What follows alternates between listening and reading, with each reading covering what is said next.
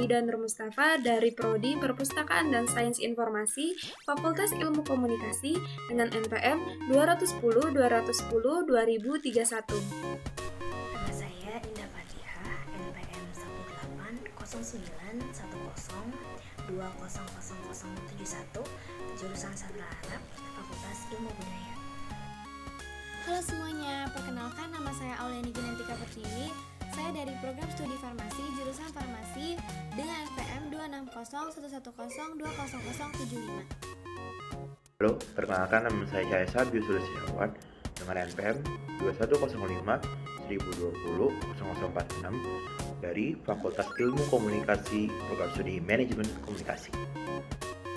Perkenalkan, nama saya Anissa Febri Rahim dari Fakultas Ilmu Komunikasi Program Studi Hubungan Masyarakat dengan NPM 21031020004.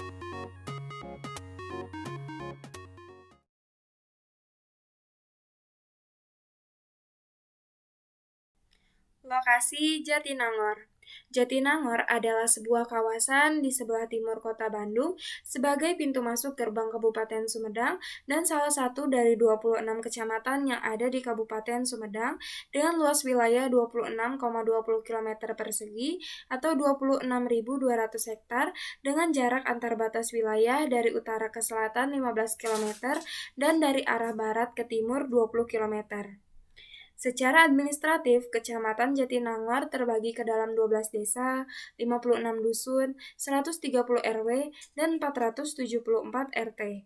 Dilihat dari posisi geografisnya, Kecamatan Jatinangor berada di wilayah bagian barat Kabupaten Sumedang dengan batas-batas wilayah administratif pemerintahan yaitu sebelah utara berbatasan dengan Kecamatan Sukasari dan Tanjung Sari, sebelah timur berbatasan dengan Kecamatan Cimanggung dan Tanjung Sari, sebelah selatan berbatasan dengan Kecamatan Ranca Ekek Kabupaten Bandung, dan sebelah barat berbatasan dengan Kecamatan Cileunyi Kabupaten Bandung. Kampus-kampus yang ada di Jatinangor. Terdapat 4 kampus yang ada di Jatinangor loh. Apa aja sih? Yang pertama, Institut Teknologi Bandung atau yang sering dikenal ITB. Wah, ternyata kampus ITB itu nggak hanya di Jalan Ganesa loh, tapi juga punya kampus di Jatinangor. Tepatnya di Jalan yang kedua, Universitas Padjadjaran atau UNPAD, kampus kita nih. Kampus UNPAD terletak di Jalan Raya Bandung, Sumedang, kilometer 21 Hegarman, Kecamatan Jatinangor, Kabupaten Sumedang. UNPAD juga punya kampus di Bandung, tepatnya di Jalan Dipati Ukur nomor 35 Bandung, Jawa Barat. UNPAD Jatinangor itu jadi kampus utama loh. Terdiri dari banyak fakultas, seperti Fakultas Kedokteran, Fakultas Kedokteran Gigi, Fakultas Psikologi, Fakultas Keperawatan, Fakultas MIPA, Fakultas Peternakan, Fakultas Pertanian, Fakultas Teknologi Industri Pertanian, Fakultas Perikanan dan Ilmu Kelautan, Fakultas Farmasi, Fakultas Teknik Geologi, Fakultas Ilmu Komunikasi, Fakultas Ilmu Budaya, Fakultas Ilmu Sosial dan Ilmu Politik, Fakultas Hukum, serta Fakultas Ekonomi dan Bisnis. Wah, banyak banget ya. Kampus UNPAD Jatinangor juga terdapat Gedung Perpustakaan Pusat atau disebut CISRAL, Laboratorium Sentral, dan 15 gedung baru lain yang telah selesai akhir tahun 2016. Wah, kampus yang ketiga yaitu Institut Pemerintahan Dalam Negeri atau yang sering kita kenal IPDN. Wah, kampus IPDN itu terletak di Jalan Insinyur Soekarno kilometer 20, Desa Cibesi, Jatinangor. Selanjutnya kampus yang keempat yaitu Institut Manajemen Koperasi Indonesia atau IKOPIN. IKOPIN itu terletak di Jalan Jatinangor kilometer 20,5 Cibesi, Kabupaten Sumedang. Gitu guys. Pertumbuhan sosial di lingkungan Kecamatan Jatinangor yang di luar kendali membuat terjadi kesenjangan sosial di antara penduduk asli dengan penduduk pendatang di Jatinangor. Selain itu, dari segi ekonomi, masyarakat di sana memanfaatkan keberadaan mahasiswa sebagai ladang usaha mereka seperti membangun indekos, membuka kedai-kedai makanan, dan menyediakan jasa sewa tempat tinggal. Berbicara soal kesenjangan sosial, masyarakat Kecamatan Jatinangor tidak terlepas dari yang namanya ketidakmerataan dari infrastruktur yang ada di lingkungan Jatinangor. Selain itu, ada masalah-masalah yang harus diperhatikan dari masyarakat Jatinangor seperti oknum-oknum calo yang menawarkan indekos atau jasa-jasa lainnya dengan harga 2 kali lipat dan merugikan warga-warga pendatang seperti mahasiswa. Dalam segi kebudayaan, masyarakat Kecamatan Jatinangor memiliki kesenian yaitu orelyong. Orelyong ini ditampilkan saat merayakan ulang tahun Kecamatan Jatinangor. Selain itu, ada kesenian lain seperti kuda-kudaan dan arak-arakan Sunda lainnya. Jatinangor memiliki komunitas yang digerakkan oleh anak-anak muda yang bernama Komunitas Jatinangor. Komunitas ini didirikan tahun 2013 yang merupakan himpunan dari komunitas kecil lainnya seperti komunitas beatbox, parkour, b-boy, breakdance, tari tradisional, dan masih banyak lagi. Komunitas-komunitas ini melakukan pelatihan, dan setelah melakukan pelatihan yang cukup, mereka akan mengikuti kompetisi di setempat, kompetisi di lingkungan setempat.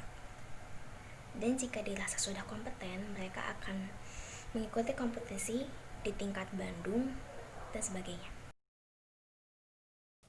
Saya di sini akan memberitahu informasi tentang kosan, apart, atau indikos, dan jarak jauh ke kampus, dari kosan ke kampus, dan akses apa aja sih? Jatinangor sebelumnya adalah kawasan perkebunan teh dan kereta yang dirintis pada tanam paksa pada tahun 1830. Sejak Universitas Padjadjaran membangun kampus di Jatinangor pada tahun 1979, kawasan di kaki Gunung Manglayang ini sekarang menjadi pusat studi bagi mahasiswa dari penjuru tanah air bahkan luar negeri. Namun, tak hanya Unpad aja yang ada di kawasan tersebut, misalnya ITB, IKOPIN, dan IPDN. Seiring waktu penerimaan mahasiswa baru, sebagian besar mencari kos, biasanya mulai dari hunting kos di hari pendaftaran ulang, terutama bagi maba dari luar kota. Calo-calo kos biasanya sudah paham gerak-gerik orang tua dan mahasiswa baru yang sedang mencari kos, sehingga mereka sering melakukan jemput bola. Di kampus Unpad Jatinangor, calo-calo ini biasanya sudah mangkal di depan gerbang lama atau di depan gedung fakultas untuk menunggu pencari kos.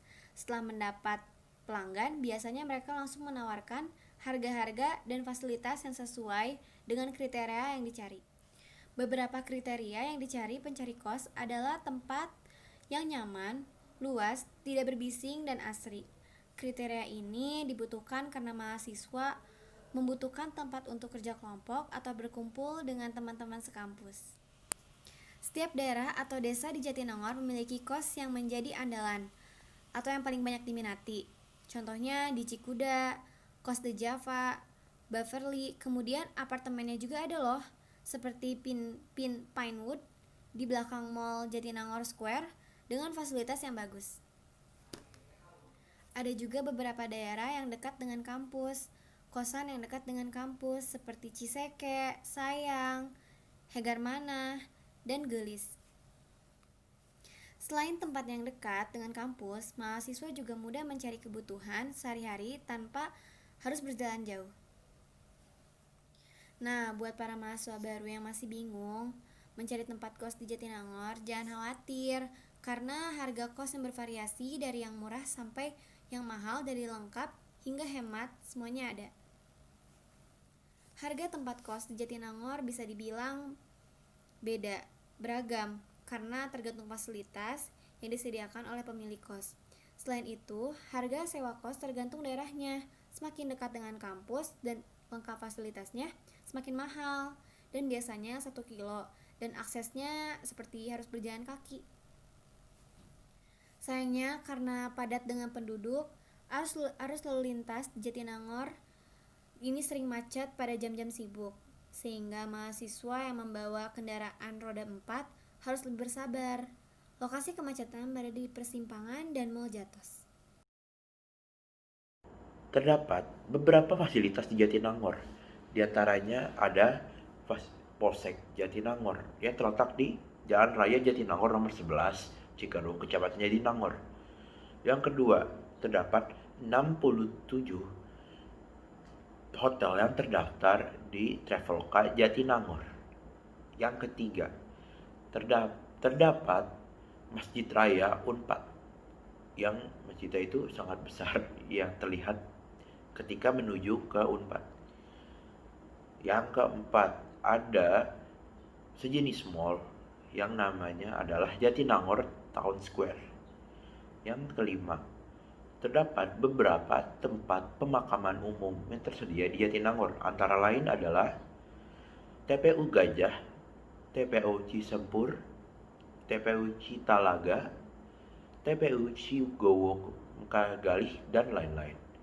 Terdapat 2 pasar yang ada di Jatinangor.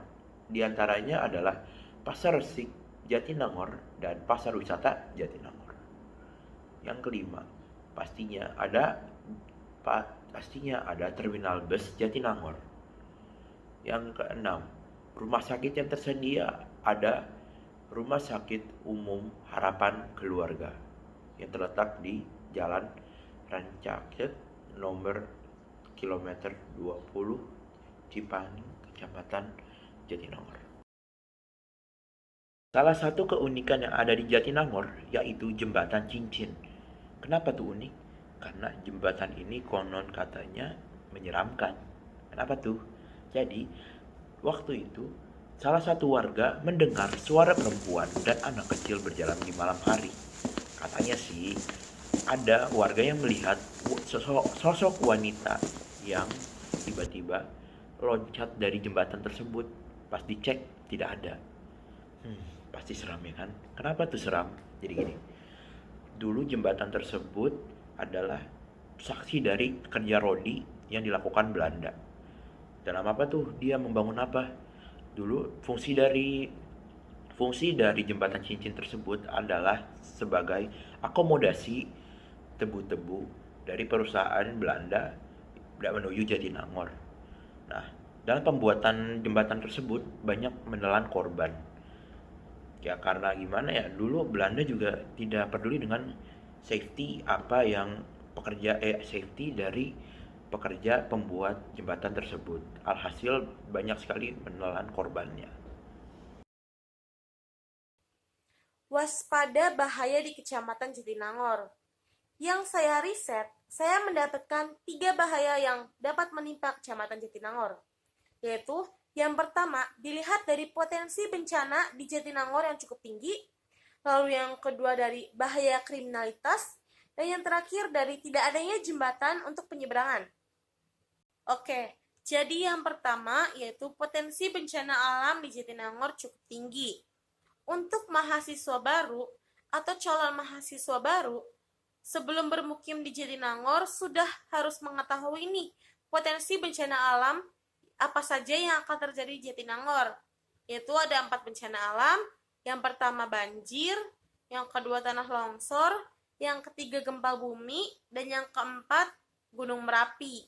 Oleh karena itu, pengetahuan mengenai mitigasi bencana alam harus dipersiapkan sebelum bermukim di Jatinangor. Lalu yang kedua, bahaya kriminalitas. Bahaya kriminalitas kecil-kecilan kerap terjadi di Kecamatan Jatinangor. Kapolsek Jatinangor AKP Bapak Aan Supriyatna didampingi Kanit Reskrim Ibtu Bapak Agus Embar dan Kanit Intel Bapak Ibda Ucu Abdurrahman menyampaikan laporan bahwa jumlah kasus kriminalitas di Jatinangor cukup cenderung mengalami peningkatan setiap tahunnya. Kriminalitas ini pernah menimpa beberapa mahasiswa, di antaranya yaitu jambret, pencurian kendaraan bermotor, praktek hipnotis, penipuan belanja daring, dan pencurian di indekos. Solusi agar terhindar dari kriminalitas, di antaranya yaitu usahakan pulang tak larut malam, jangan lewat jalan yang sepi atau sulit dipantau, dan waspada selalu. Yang ketiga, Jatinangor tak memiliki jembatan penyeberangan.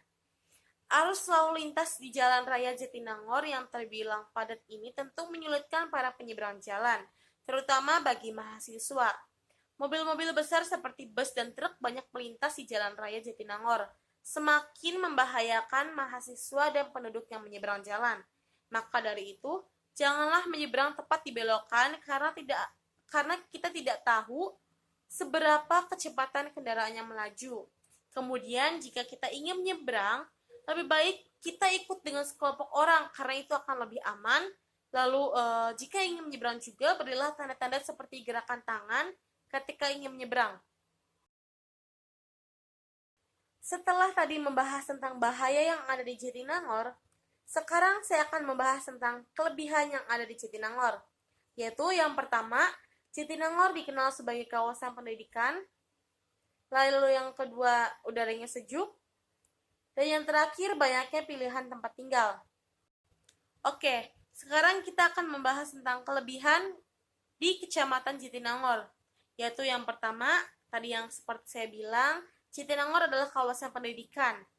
Di Jatinangor terdapat beberapa kampus, diantaranya ada UNPAD, atau bisa disebut dengan Universitas Padjadjaran, lalu ada ITB, atau bisa disebut dengan Institut Teknologi Bandung, lalu ada IPDN, atau bisa disebut dengan Institut Pemerintah Dalam Negeri, dan IKOPIN, atau biasa disebut dengan Institut Manajemen Koperasi Indonesia.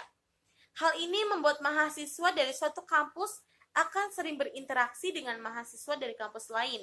Tentu ini akan membuka luas jaring pertemanan. Lalu yang kedua, udara yang sejuk. Terlepas dari banyaknya kendaraan yang lewat, udara Jatinangor masih terbilang sejuk karena dikelilingi pegunungan. Hal ini memberikan dampak positif bagi para pelajar di mana proses belajar akan efektif.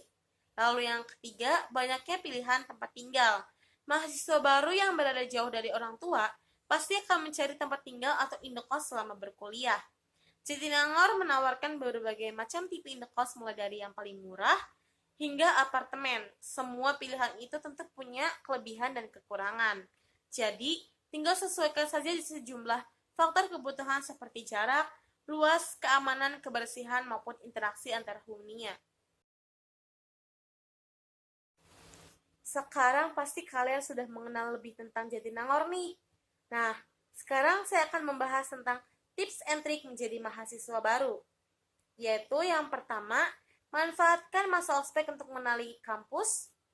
Lalu yang kedua, memperluas jaringan pertemanan. Lalu yang ketiga, jangan ragu untuk bertanya kepada senior. Lalu yang keempat, pelajari cara mengatur keuangan atau memanage keuangan. Lalu yang kelima, temukan cara belajar yang paling ideal. Lalu yang keenam, ikutilah kuliah dengan baik dan coba kenalilah karakteristik dosen. Lalu yang terakhir, manfaatkan teknologi untuk mencari informasi. Sekarang, setelah kalian mengetahui Jatinangor secara lebih lanjut, saya akan membahas tentang tips and trik menjadi mahasiswa. Itu yang pertama, manfaatkan masa ospek untuk mengenali kampus. Mengikuti ospek memiliki banyak manfaat untuk maba agar bisa survive 4 tahun ke depan. Dengan mengikuti ospek, maba bisa mendapatkan teman baru dari berbagai daerah. Selain membuka luas relasi pertemanan, ospek juga dapat melatih mental untuk menghadapi masa-masa kuliah yang penuh rintangan. Menjadi mahasiswa tidak sama seperti menjadi pelajar SMA. Di sini, kamu dituntut untuk mandiri dan mampu menghadapi segala rintangan. Lalu yang kedua, memperluas jaring pertemanan. Memang, memilih teman berarti kamu memilih masa depanmu. Kamu akan kecipratan ilmu jika berteman dengan orang-orang yang rajin belajar. Memilih teman baru yang baik dan berkualitas akan sangat mempengaruhi kepribadian kamu. Namun perlu diingat, bukan berarti kita harus benar-benar menjauhi teman yang tidak sesuai standar, menjadi teman yang baik, karena bisa jadi orang itu, orang yang kamu pikir tidak sesuai standar menjadi temanmu ini, di masa depan nanti akan menjadi orang yang kamu butuhkan, menjadi orang yang lebih sukses daripada kamu. Misal, dia akan menjadi atasan kamu. Nah loh, maka dari itu bertemanlah dengan siapapun. Lalu yang ketiga, jangan ragu bertanya kepada senior. Setiap fakultas dan jurusan biasanya memiliki tradisi sendiri. Tugas kamu seorang maba harus mencari tahu hal itu. Untuk mengetahui hal-hal tersebut, yang kamu tanyain adalah senior yang mengambil jurusan yang sama. Biasanya ketika masa orientasi akan ada kakak senior yang membimbing para maba. Kalian bisa memanfaatkan momen tersebut untuk mengenal senior sehingga bisa mudah dalam mencari informasi. Lalu, yang keempat, pelajari cara atur keuangan. Ketika beranjak kuliah, banyak di antaranya yang mendapatkan uang saku secara berkala, misal mingguan atau bulanan. Di sini kamu dituntut untuk terampil dalam mengatur pemasukan dan pengeluaran yang dibutuhkan. Jangan sampai pengeluaran yang terlalu banyak, padahal jatuh temponya masih jauh. Bisa saja kamu menghubungi lagi orang tua kamu untuk mendapatkan uang saku tambahan. Namun, hal ini akan merepotkan kembali orang tua kamu nantinya. Maka dipikir-pikir lagi ya. Bijaklah dalam mengatur keuangan. Lalu yang kelima, temukan cara belajar yang paling ideal. Eksplorasilah terus cara belajar kamu, coba semua gaya belajar yang kamu tahu, sampai kamu menemukan cara belajar yang paling baik untuk kamu. Jika sudah, gunakan terus gaya belajar itu dan sukseslah menjadi mahasiswa. Lalu yang keenam, ikuti kuliah dengan baik dan coba kenali karakteristik dosen. Dengan mengenal karakteristik dan model dosen yang mengajar, kamu bisa menyesuaikan model dan strategi belajar. 7. Yang terakhir, manfaat teknologi untuk mencari informasi. Menjadi mahasiswa dituntut bisa mandiri, terutama hal yang terkait dengan perkuliahan harus dilakukan sendiri. Hadirnya teknologi saat ini sangat membantu mahasiswa untuk mendapatkan informasi secara lebih mudah dan cepat. Selain untuk mencari informasi, kemampuan soft skill pada teknologi juga perlu diasah karena pada abad 21 century skill kita harus menyesuaikan tantangan zaman yang ada. Salah satunya dari 21